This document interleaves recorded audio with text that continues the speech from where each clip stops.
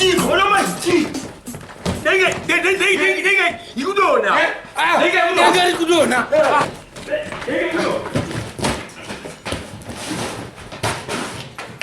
Iwe. Marabha.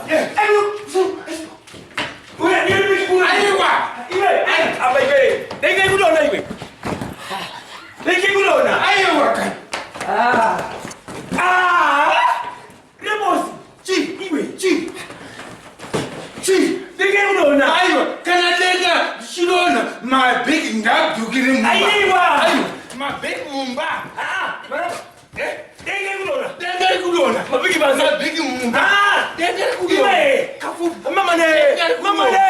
Big man.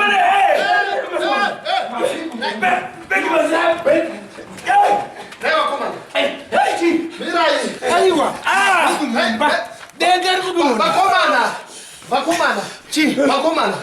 Every day. What's the problem? Denga rikudonha. Exactly. Denga rikudonha. My big mumba.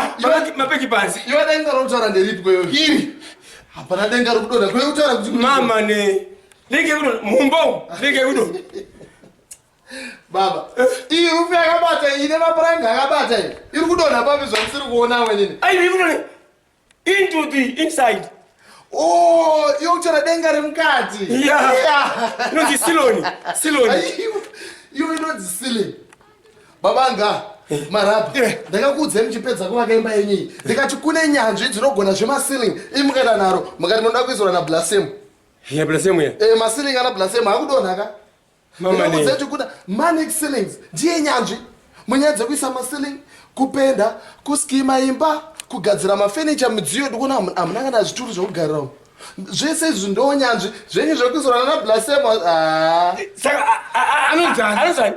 Manic ceilings. Okay, ukuzana blasphemy silicon. Vana blasphemy silicon ndo zvakusvitse pamawa. Saka shuki. Anouya pano here. Anouya pano.